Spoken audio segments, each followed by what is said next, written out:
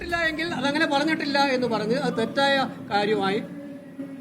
കാര്യമാണ് എന്ന് പറഞ്ഞ് മാപ്പ് പറയാനുള്ളൊരു അവസരമാണ് മുഖ്യമന്ത്രിക്ക് പറയാൻ തയ്യാറാണ്. രണ്ടിപ്പോൾ പെൻഷന്റെ കാര്യം ഞാൻ അവിടെ പ്രസംഗിച്ചു കഴിഞ്ഞാൽ അവിടെ റിപ്പീറ്റ് ചെയ്യുന്നില്ല. മൂന്നാമത്തെ കാര്യം ദേശീയപാതയുമായി ബന്ധപ്പെട്ട തകർച്ച. കേരളം കണ്ട ഏറ്റവും വലിയ നിർമ്മാണ അഴിമതിയാണ് ദേശീയപാത എന്നുള്ളത്. ഏറ്റവും ഒടുവിൽ ഉപരിതല ഗതാഗത വകുപ്പ് മന്ത്രി പോലും സംബന്ധിച്ചിരിക്കുകയാണ്. ആ കുറ്റത്തിന്റെ ഗൗരവം അദ്ദേഹത്തിന്റെ പ്രസ്താവന ഇന്നലെ വായിച്ചു നോക്കിയാൽ മനസ്സിലാകും ആ കുറ്റത്തിന്റെ ഗൗരവം. പക്ഷെ ഈ ഗൗരവം കാണാത്ത ഏക പ്രതിനിധികളുള്ളത് കേരള സർക്കാരാണ്. കേരള സർക്കാർ ഇത് ലൈറ്റാണ്.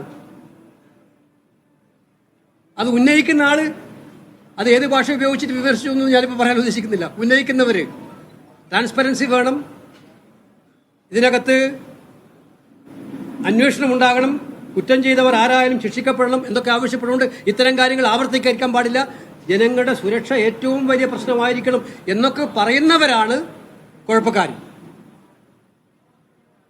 നാളെ മുഖ്യമന്ത്രി വരുമ്പോൾ അക്കാര്യത്തിലുള്ളൊരു നിലപാടും ഉണ്ടാകുമെന്ന് ഞാൻ പ്രതീക്ഷിക്കുകയാണ്.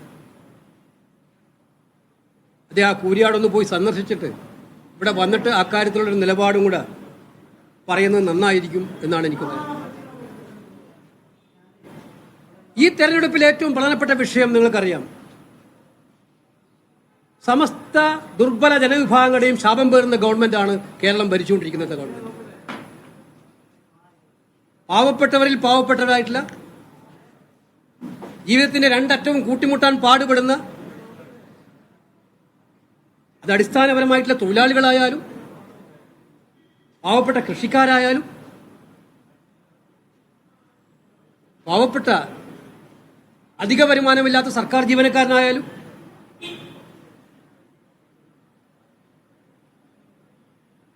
സഹോദരിമാരായാലും സ്ത്രീകളായാലും അവരുടെ എല്ലാം ശാപം പേറുന്ന ഒരു ഗവൺമെന്റാണ്. ഇതുപോലെ ഇത്തരക്കാരുടെ ശാപം ഏറ്റുവാങ്ങിയ ഒരു ഗവൺമെന്റ് സമീപകാലത്തൊന്നും കേരളം ഉണ്ടായിട്ടില്ല. പക്ഷെ ഏറ്റവും വലിയ ശാപം ഇവർ ഏറ്റുവാങ്ങുന്നത് അഭ്യസ്തവിദ്യരായിട്ടുള്ള കേരളത്തിലെ യുവാക്കളിൽ നിന്നാണ്, ചെറുപ്പക്കാരിൽ നിന്നാണ്. 9 വർഷത്തെ ട്രാക്ക് റെക്കോർഡ് എടുക്കണം. 9 വർഷത്തെ ട്രാക്ക് റെക്കോർഡ്.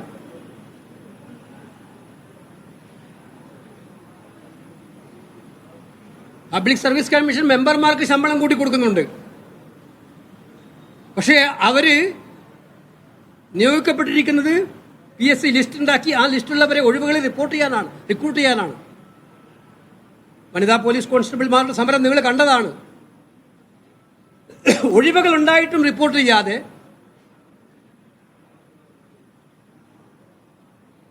PSC ലിസ്റ്റുകൾ എത്രമാത്രം പോയി എന്നുള്ളത് നമ്മൾ കണ്ടതാണ്. വേറൊരു ഭാഗത്ത് താൽക്കാലിക നിയമനങ്ങൾ, സ്വന്തക്കാരെ തിരികെ കയറ്റാനുള്ള നിയമങ്ങൾ തകൃതിയായി നടത്തിയ ഒരു കാലഘട്ടം ഇതുപോലെ ഉണ്ടായിട്ടില്ല. കണക്കെടുത്ത് നോക്കിയാൽ നമുക്കറിയാം.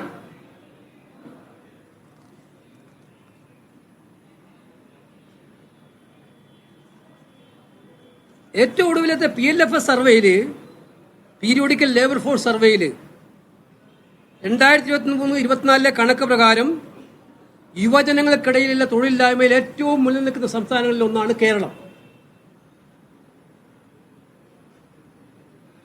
15-19 വയസ്സിൽ പ്രായപരിധിയുള്ളവരിൽ 29% തൊഴിലില്ല എന്ന് പറയുന്നത് NSSO സ്റ്റാറ്റസ് ആണ്.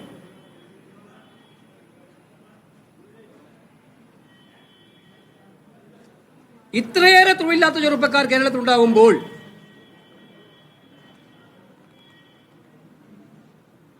$33,000 പേരെയാണ് വർഷം തോറും താൽക്കാലികമായി നിയമിക്കുന്നത്.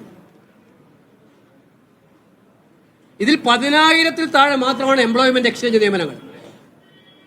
ബാക്കി 23,000 നിയമനങ്ങളും സ്വന്തക്കാരെ, ബന്ധുക്കളെ, സഹപ്രവർത്തകരെ തിരികെ കയറ്റാൻ വേണ്ടിയുള്ള താൽക്കാലിക നിയമനങ്ങൾ.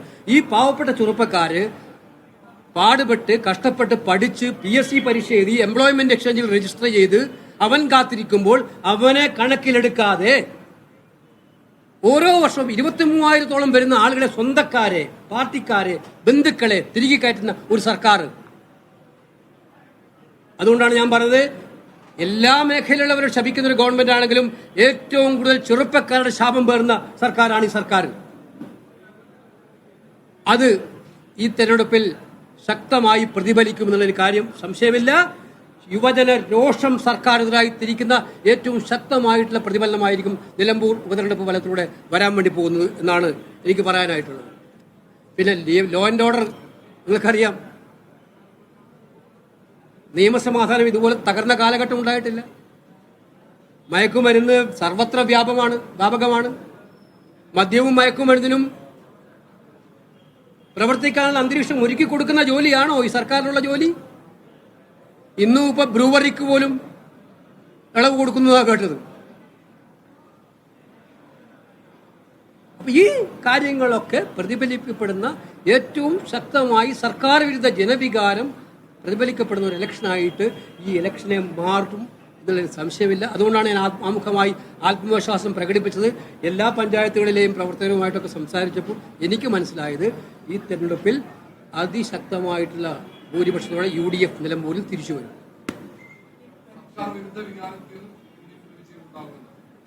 സംശയം ഉപതെരഞ്ഞെടുപ്പുകളായാലും തെരഞ്ഞെടുപ്പുകളായാലും ഭരിക്കുന്ന സർക്കാരുകളെ വിലയിരുത്താനുള്ള അവസരമാണല്ലോ. അപ്പോൾ ഈ ഉപതെരഞ്ഞെടുപ്പ് തന്നെ ഉണ്ടാക്കിയത് സർക്കാരിൻ്റെ ഏറ്റവും വലിയ ദുഷ്പേര് കൊണ്ടാണല്ലോ. അപ്പോൾ എന്തായാലും അത് അനുകൂലമായിട്ട് വരും.